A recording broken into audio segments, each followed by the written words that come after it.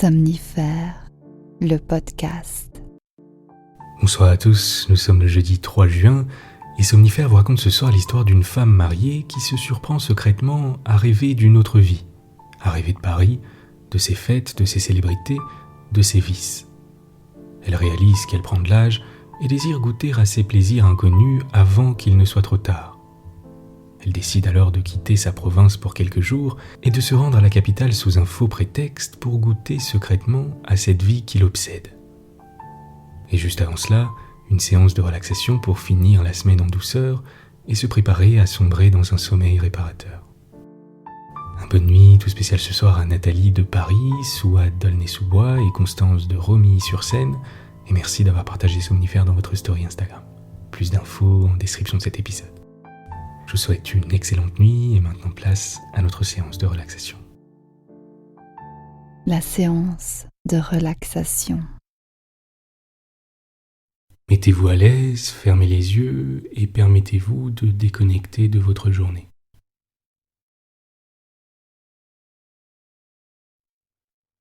Prenez simplement quelques instants pour observer votre position sur le matelas, le rythme de votre respiration, sans rien attendre de particulier.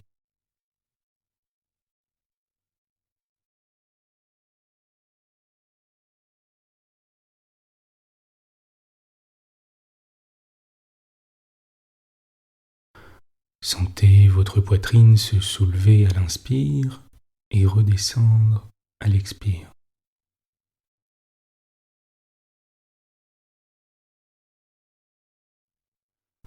Portez votre attention sur votre visage et commencez par relâcher la mâchoire.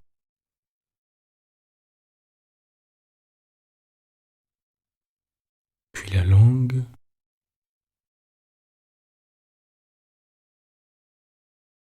puis le nez et les joues,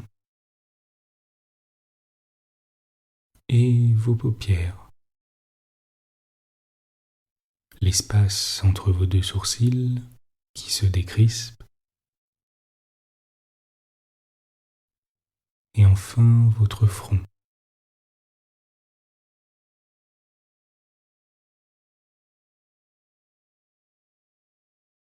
Prenez un instant pour observer le reste de votre corps, et s'il reste quelques tensions ici et là, tâchez de les relâcher et de vous détendre complètement.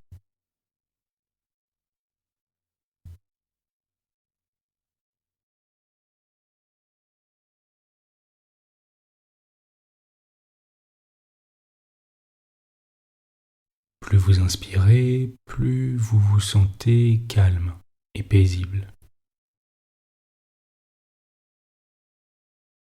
Plus vous expirez, plus les tensions et les pensées parasites s'évanouissent.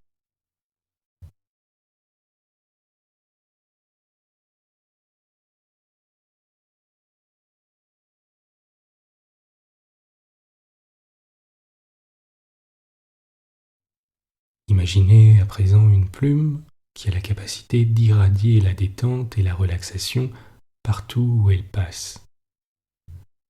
Elle peut être de la couleur que vous souhaitez, mais elle a la particularité d'être incroyablement douce, aussi douce que le cachemire.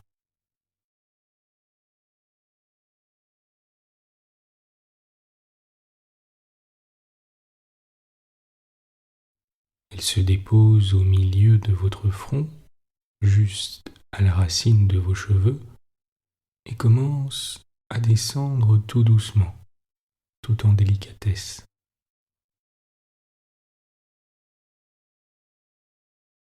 Jusqu'à votre nez,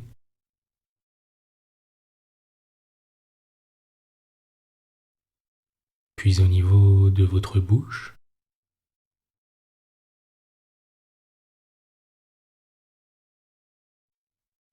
puis de votre menton.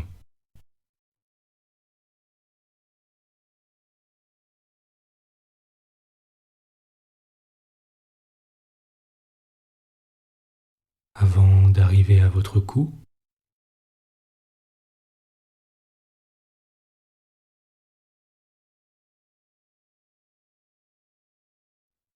puis au niveau de la poitrine.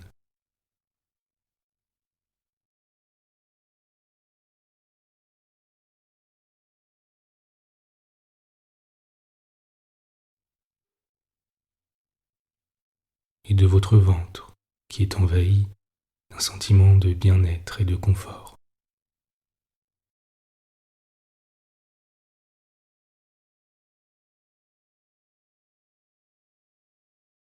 Et enfin de votre région pelvienne.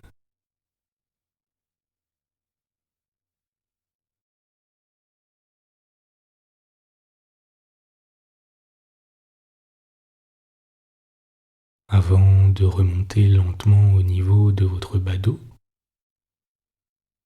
et de votre colonne vertébrale.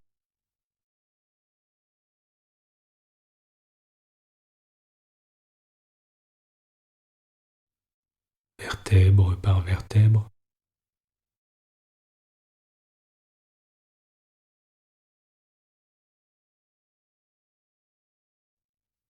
avant d'arriver au niveau des trapèzes.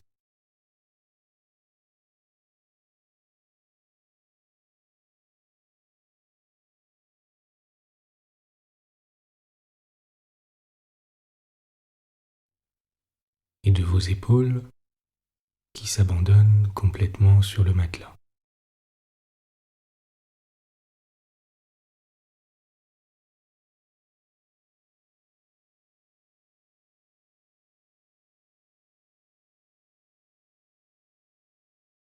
Avant de remonter le long de votre nuque,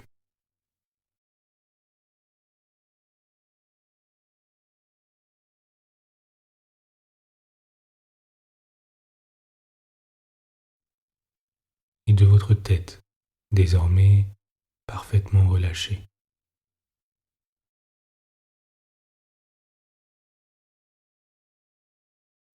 Jusqu'à venir se déposer à son point de départ, délicatement.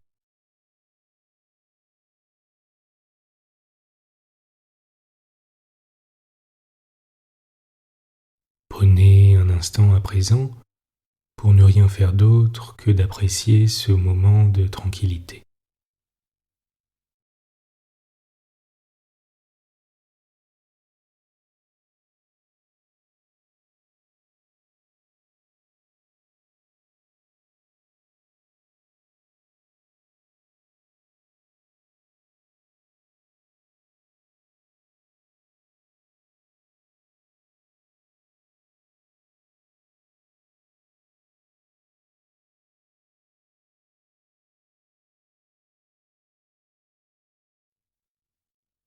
Vous êtes calme et détendu.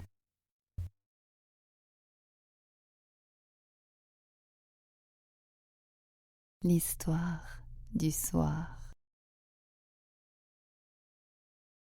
Guy de Maupassant, une aventure parisienne. Est-il un sentiment plus aigu que la curiosité chez la femme? Savoir connaître, toucher ce qu'on a rêvé, que ne ferait-elle pas pour cela? Une femme, quand sa curiosité impatiente est en éveil, commettra toutes les folies, toutes les imprudences, aura toutes les audaces, ne reculera devant rien. Je parle des femmes vraiment femmes, douées de cet esprit à triple fond qui semble à la surface raisonnable et froid, mais dont les trois compartiments secrets sont remplis. L'un d'inquiétude féminine toujours agitée, l'autre de ruse colorée en bonne foi, de cette ruse de dévot sophistiquée et redoutable. Le dernier enfin de canaillerie charmante, de tromperie exquise, de délicieuse perfidie, de toutes ces perverses qualités qui poussent au suicide les amants imbécilement crédules, mais ravissent les autres. Celle dont je veux dire l'aventure était une petite provinciale platement honnête jusque-là. Sa vie, calme en apparence, s'écoulait dans son ménage entre un mari très occupé et deux enfants qu'elle élevait en femme irréprochable. Mais son cœur frémissait d'une curiosité inassouvie, d'une démangeaison d'inconnu. Elle songeait à Paris sans cesse et lisait avidement les journaux mondains. Le récit des fêtes, des toilettes, des joies faisait bouillonner ses désirs, mais elle était surtout mystérieusement troublée par les échos pleins de sous-entendus, par les voiles à demi soulevées des phrases habiles et qui laissent entrevoir des horizons de jouissances coupables et ravageantes. De là-bas, elle apercevait Paris dans une apothéose de luxe magnifique et corrompu.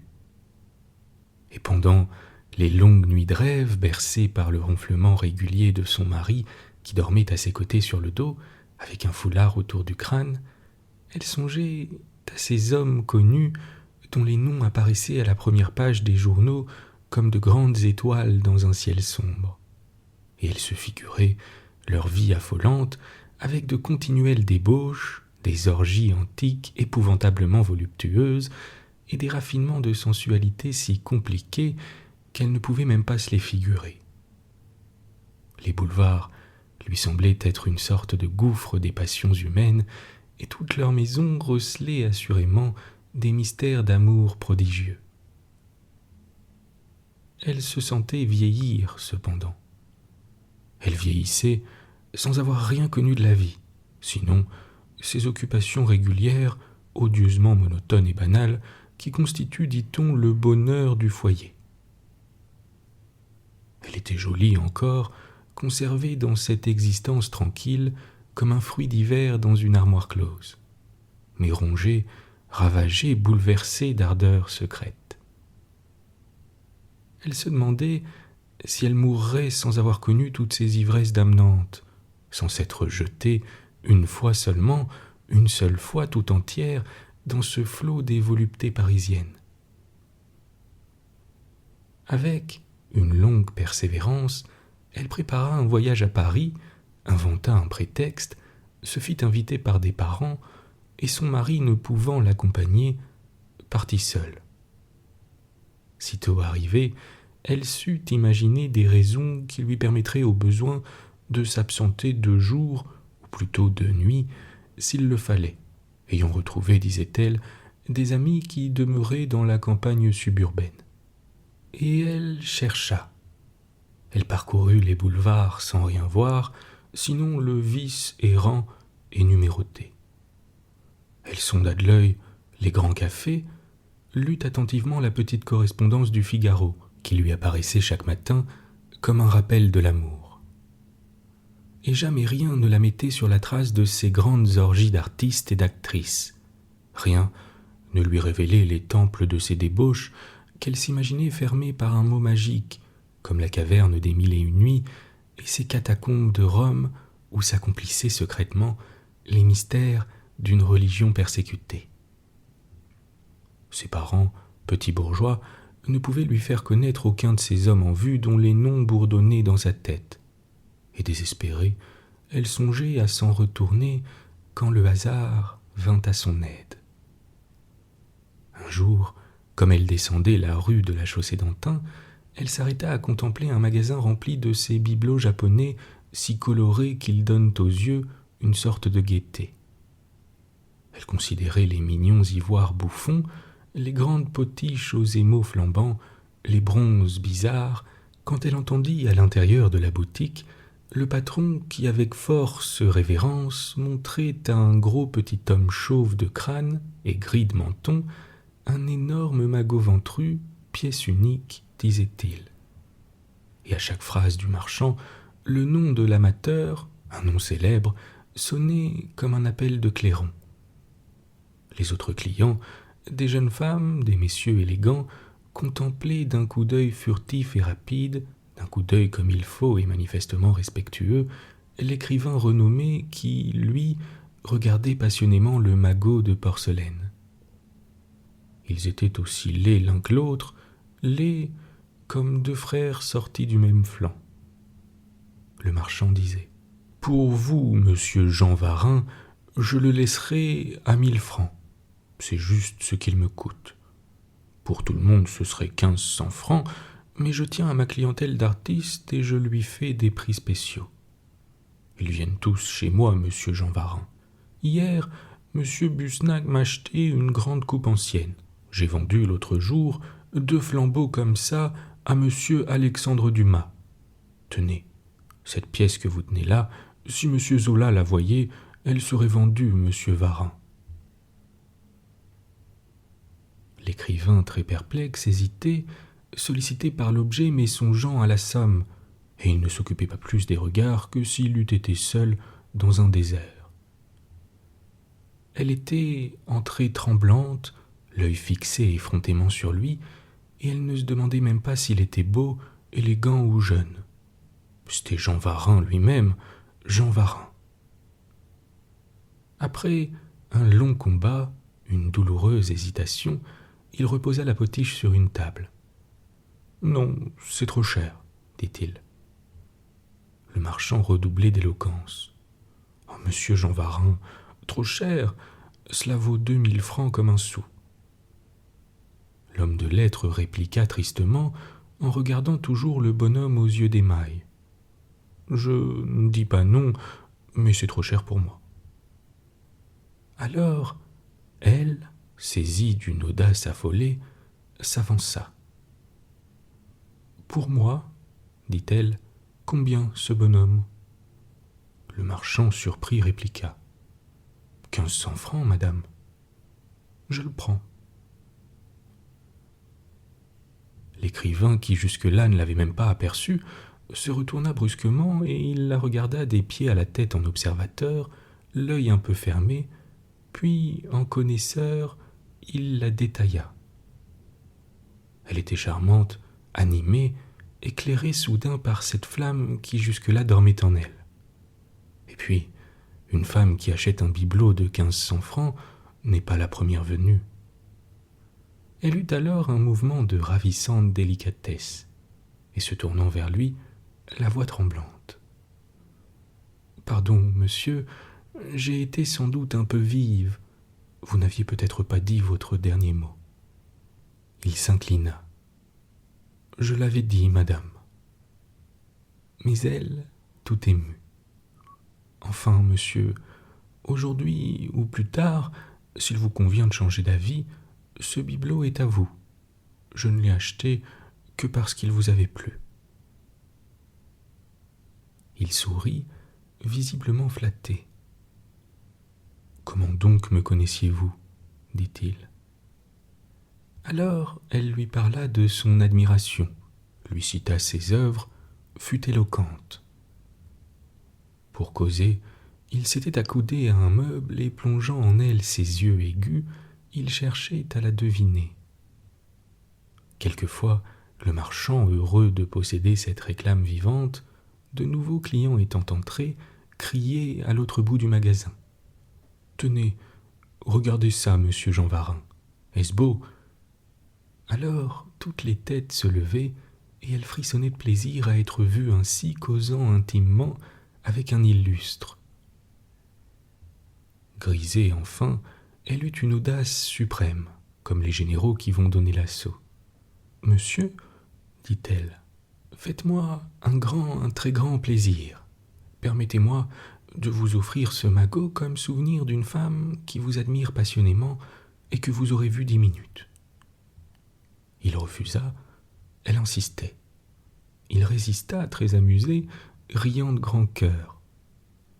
Elle, obstinée, lui dit « Eh bien, je vais le porter chez vous tout de suite, où demeurez-vous » Il refusa de donner son adresse, mais elle, l'ayant demandé au marchand, la connut, et son acquisition payée, elle se sauva vers un fiacre.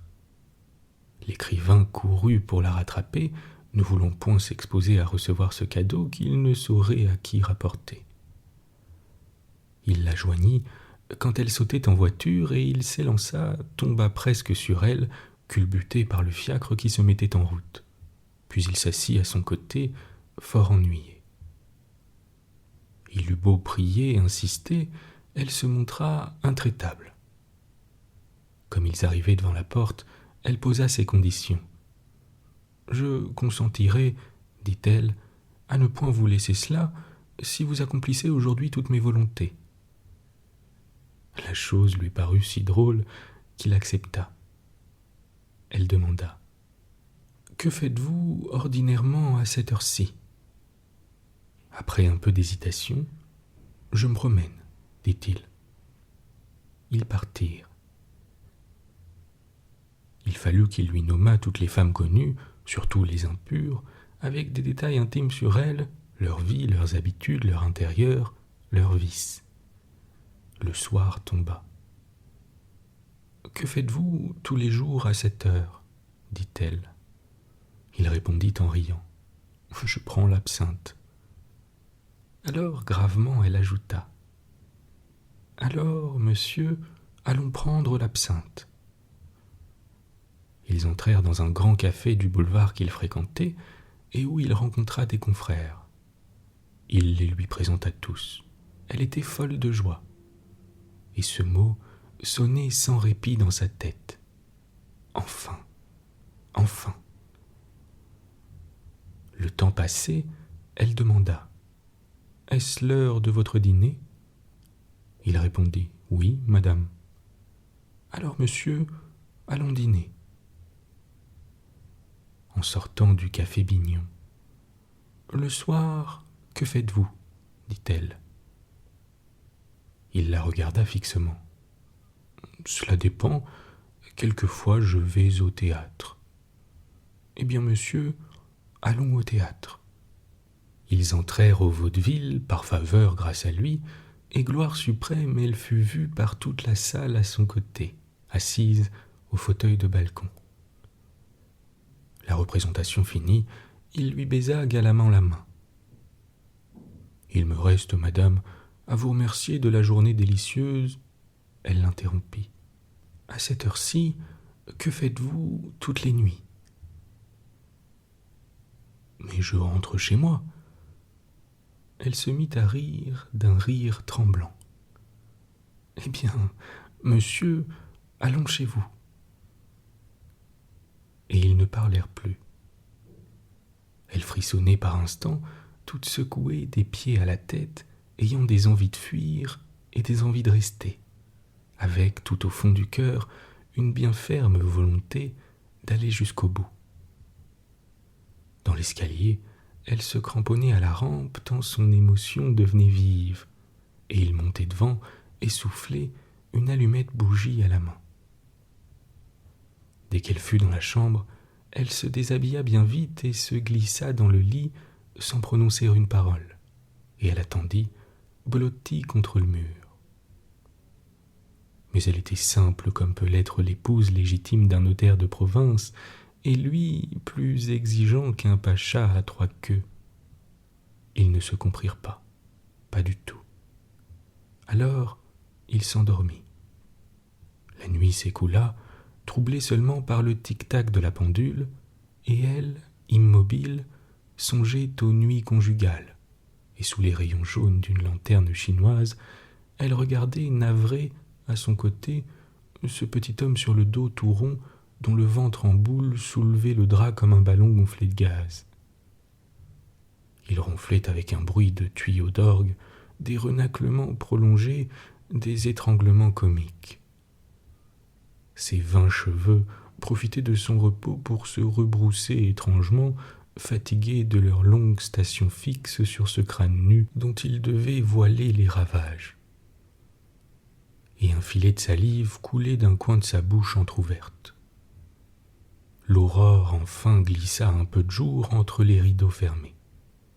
Elle se leva, s'habilla sans bruit, et déjà elle avait ouvert à moitié la porte quand elle fit grincer la serrure, et il s'éveilla en se frottant les yeux.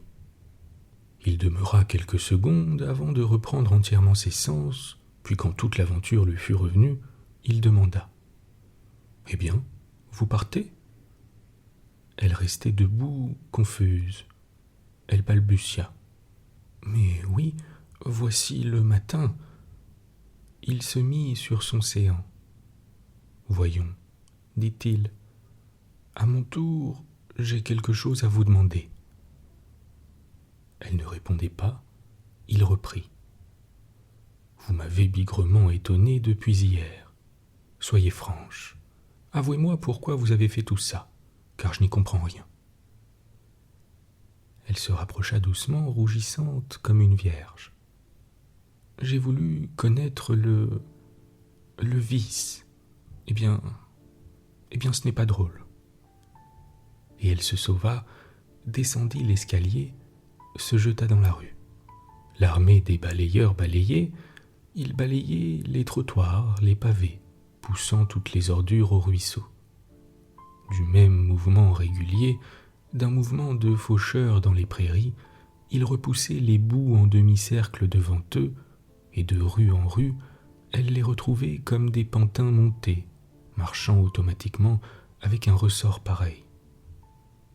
Et il lui semblait qu'en elle aussi on venait de balayer quelque chose, de pousser au ruisseau, à l'égout, ses rêves surexcités.